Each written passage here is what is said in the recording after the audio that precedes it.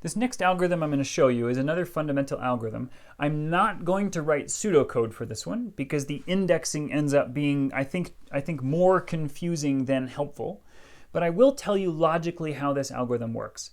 And I strongly encourage you to go actually find some complete pseudocode, such as what you'll find in the book, and read it and understand it and see how the indices are actually chosen to kind of strengthen your understanding of that. But logically speaking, the algorithm I'm going to show you is called binary search. And so this is a fundamental search algorithm. It's a very fast algorithm, and it's something that everybody should at least have some kind of cursory understanding of. All right, so binary search requires that you give it a sorted array, and then once it has this sorted array, and a search key, so you give it a sorted array and a search key, then it tells you where in the array that search key exists.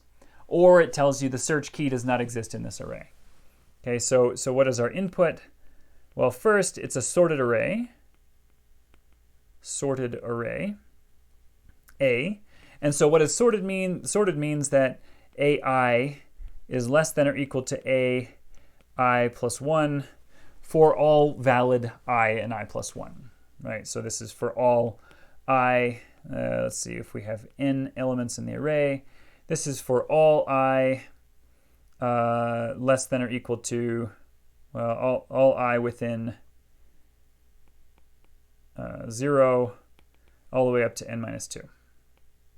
Okay, so all pairs of elements are in the correct order, which means that all elements are in the correct order.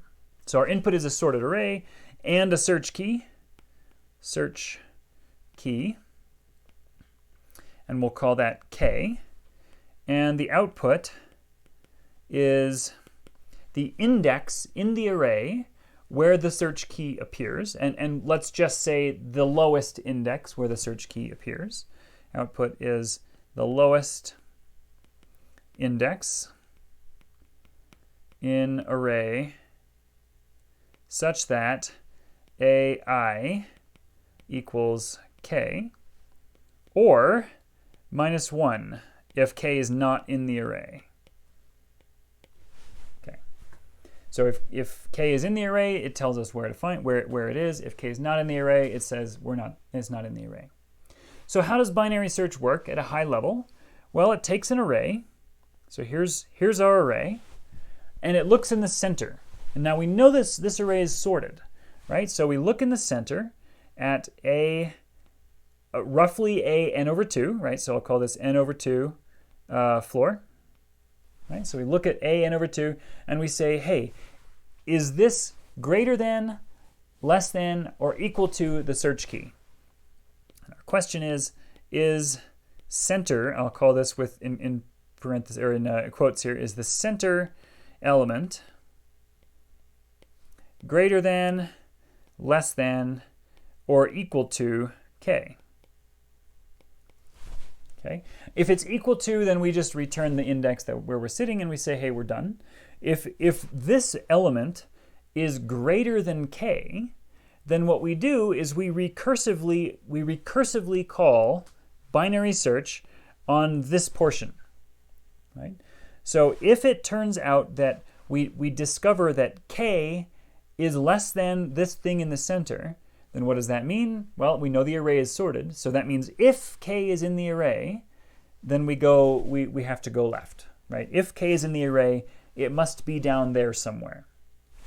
On the other hand, if we find out that the thing in the center is less than K, so K is greater than the thing in the center, then we go right, right? So if the center element is greater than K, then we binary search on the right half. Let's see, if the center element is greater than K, then that means K is to the left, so we binary search the left half.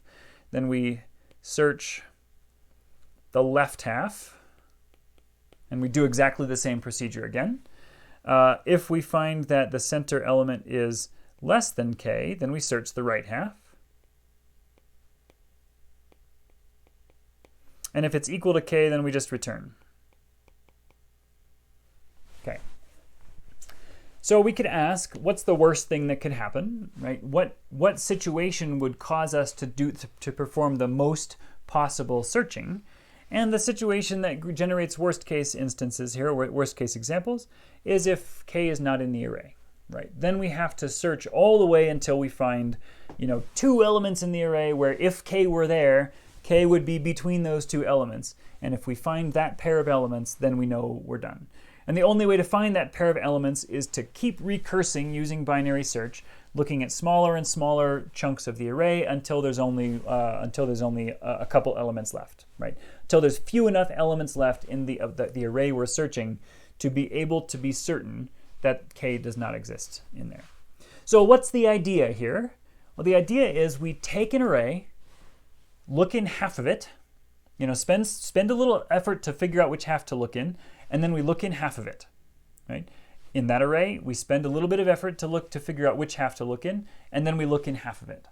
Okay, so just by knowing logically what this algorithm is doing, we can write a recurrence relation that captures what's happening here. So what's our recurrence relation? Well, it's T of n, right? The number of, let's say, search key comparisons we have to perform to run binary search on an array of length n is equal to 1, right? We always have to do at least one comparison in a pass, or you can think of 1 as kind of a proxy for some constant time amount of work. So it's 1 plus however many more it takes to search half the array, right? T of n over 2.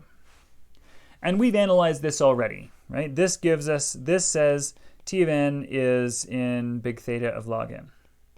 In fact, we analyzed this for a totally different algorithm in the previous set of videos. So what's the intuition here? Well, the intuition is that if I give you an array, the most you ever have to search is half of it. But then once you're looking at half of it, again, the most you ever have to search of that array is half of it. So you only have to ever even look at logarithmically many elements of the array, right? You actually get to ignore the vast, vast majority of the elements in the array. And the reason this algorithm is so fast is because we are assuming structure on the input, right? It is the sortedness of the input that gives us the ability to find things in this array very, very fast. Okay? So this is another example of a divide and conquer algorithm where what we're doing is we're saying, hey, look, there is a splitting happening, right? We're taking our input and we're splitting it into chunks. Each chunk is half the size, right? So we have half size chunks. And then we're going and processing one of them, right? Process one chunk. And then just like in the last one where we had the max find, we have an overhead term that is constant time.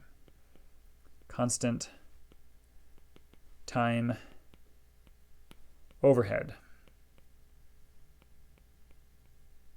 Okay, so we can ask some questions moving forward, right? So what are some of the questions we'd like to know? So one, how does this generalize, right? So far we've only seen two different algorithms. The two different algorithms both look at half-size inputs, right? They cut the input in half. One of them processes both halves. One of them only processes one. So how does the recursion generalize?